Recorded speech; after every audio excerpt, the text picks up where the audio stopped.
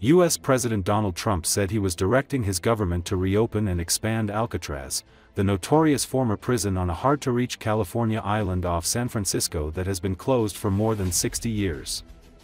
According to Associated Press, when he was asked about the idea of reopening it on his return to Washington from Florida on Sunday, Trump said, "It's long been a symbol, Alcatraz. So whatever it is, it's a sad symbol, but it's the symbol of law and order. And, you know, it's got quite a history, frankly. So I think we're going to do that, and we're looking at it right now." Trump also commented on cryptocurrency, saying, "I'm a big fan of crypto because I want to keep it away from China. Crypto is a whole new thing that started, you know, not so long ago, but I'm very much in favor of crypto, Bitcoin, all of the different things because otherwise China's going to take it over. And just like AI, just like so many other industries or whatever you want to call them, crypto's very important for our country." On Anthony Albanese's win in the Australian elections, Trump said, "I can only say that he's been very, very nice to me, very respectful to me. I have no idea who the other person is that ran against him. And, you know, we've had a very good relationship." Where did you get the idea for reopening Alcatraz?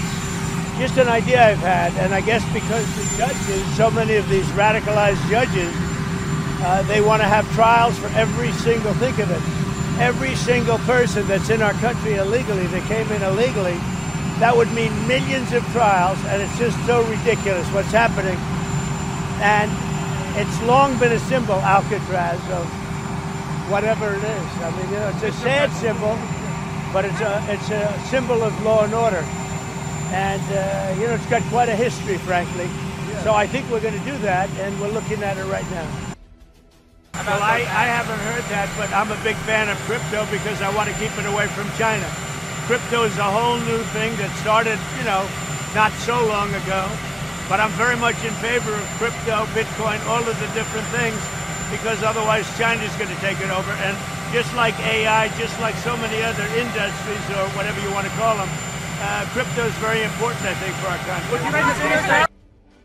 Well, I don't know. Albanese, I'm very friendly with. I don't know anything about the election other than he just won again. He was real. The man that won is he's very good. He's a friend of mine. Your cards were not the act of a friend. Will you be speaking to him now, congratulating him on his win? Well, I can only say that he's been very, very nice to me, very respectful to me. I have no idea who the other person is that ran against him. And, you know, we've had a very good relationship. Ukrainian President Volodymyr Zelensky arrived in Prague on Sunday for high-level talks with Czech officials. According to Associated Press, Zelensky was greeted by Czech President Petr Pavel at Prague Castle, where the pair inspected the Czech honor guard.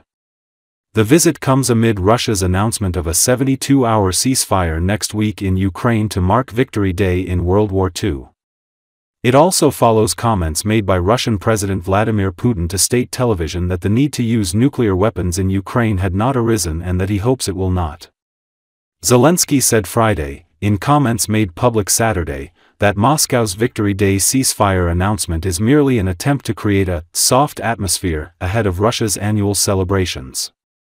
Zelensky instead renewed calls for a more substantial 30-day pause in hostilities, as the U.S. had initially proposed. He said the proposed ceasefire could start any time as a meaningful step toward ending the war.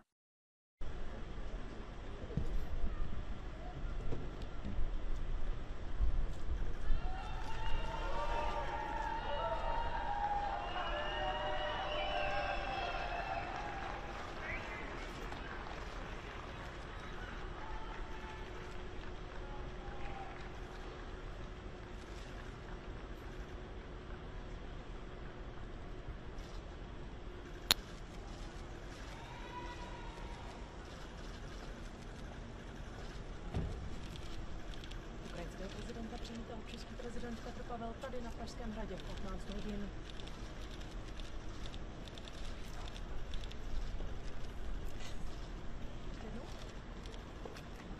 Ukrajinského prezidenta Volodymyra Zelenského přivítal český prezident Petr Pavel tady na Pražském hradě v 15 hodin.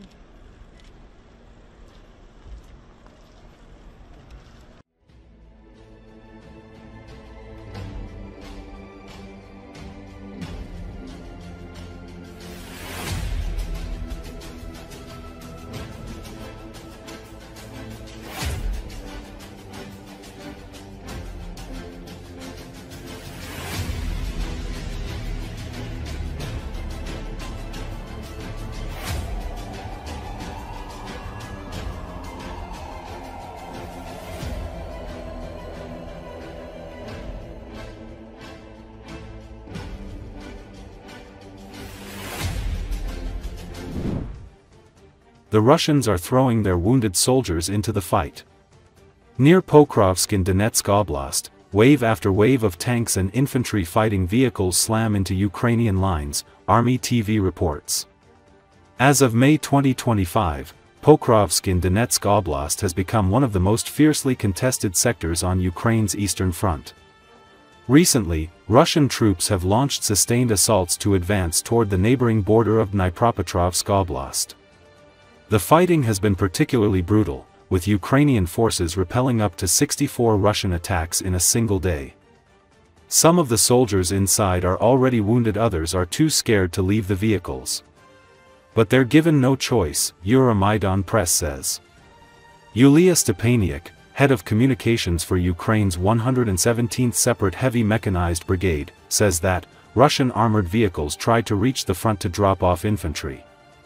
Ukrainian troops managed to set them ablaze. Even when one IFV caught fire, the soldiers inside didn't immediately jump out. Why? Stepaniuk says Russian troops fear Ukrainian drones, and their own commanders, more than death. They're genuinely afraid. They don't want to fight, but the order is clear: if you come back, you're considered dead. A captured soldier said they were lined up before the assault, and one who hesitated was shot in the legs, she explains. He went into battle limping anyway. According to Stepaniuk, Russian troops now understand that their only chance to survive is to surrender, if they're lucky. Recall, for more than a year since capturing the ruins of Avdiivka in eastern Ukraine's Donetsk Oblast, the 600,000-strong Russian Army of Occupation in Ukraine has had its sights set on one main objective: Pokrovsk, a city in Donetsk with a pre-war population of 60,000 that anchors a chain of important towns and cities stretching north toward the border with Russia. In the Pokrovsk direction, the enemy attacked our defensive fortifications in the areas of Yelizavetivka, Promin, Novokranka, Kotlin, Yudakny, Novotoretsk, Novolexandrivka, Troitsk, Kotlyarivka, Lysivka, Dachin, Uspanivka, and Andrivka. All attacks were successfully repelled. The Russian forces continues to amass forces for further assaults, Kortitsia Operational Strategic Group said.